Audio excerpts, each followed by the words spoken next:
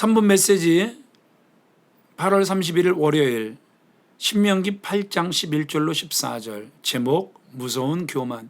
지난 수요일 태풍 바비의 북상 소식에 교회 이곳저곳을 점검하였습니다. 옥상에 꺼내놓은 다양한 종류의 화분들도 모두 화실에 들여놓았습니다. 떼약볕이 쏟아지는 속에서 마스크까지 쓰고 일을 하니 여간 불편한 것이 아니었습니다. 속히 마스크에서 자유로운 계절이 오기를 소망해 봅니다. 아파트 건설 현장에서 일하는 많은 분들이 퇴근하는 모습을 볼 때 눈살이 찌푸려지는 일이 많았습니다. 마스크를 턱에 걸치고 횡단보도 앞에 3355 서서 초록 신호를 기다리고 있는 모습입니다. 저러다가 큰일 나겠다 싶은 마음이 듭니다. 특히나 요즘 같은 경우는요. 그런데 말입니다. 놀랍게도 옥상에서 화분을 나르던 중에 그들이 이해되기 시작했습니다. 땀이 차고 공기가 잘 통하지 않는 마스크를 집어던지고 싶은 마음이 들자 손가락질했던 그들을 용납할 마음이 생겼던 것입니다. 신명기 8장 말씀이 생각났습니다.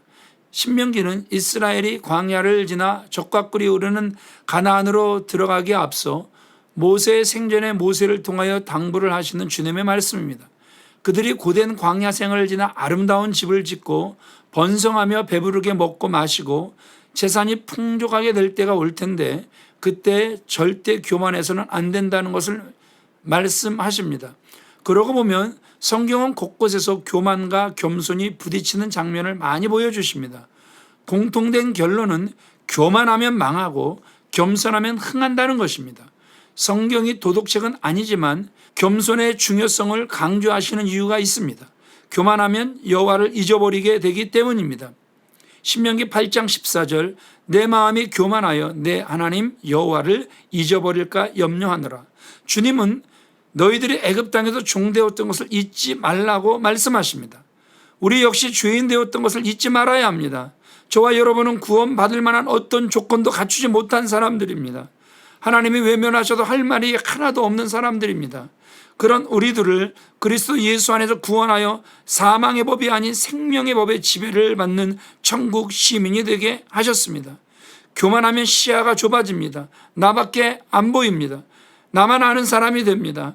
다른 사람의 실수는 용납되지 않습니다. 모든 것이 내 중심으로 돌아가게 됩니다. 소위 내로남불이 되는 것입니다. 그런 사람들이 많은 공동체는 결코 행복할 수 없습니다. 교회도 마찬가지입니다. 교만한 사람들이 많으면 조직은 삐뚤어지고 갈라집니다. 사랑하는 여러분, 혹시 우리에게 교만한 마음이 있지 않나요? 다른 사람이 마스크를 쓰지 않는 것은 정죄하면서 내가 쓰지 않는 것은 어쩔 수 없다며 합리화하지는 않나요? 겸손의 왕이신 주님의 마음으로 보면 나의 부족함이 더 많이 보이고 상대를 용납할 수 있게 됩니다.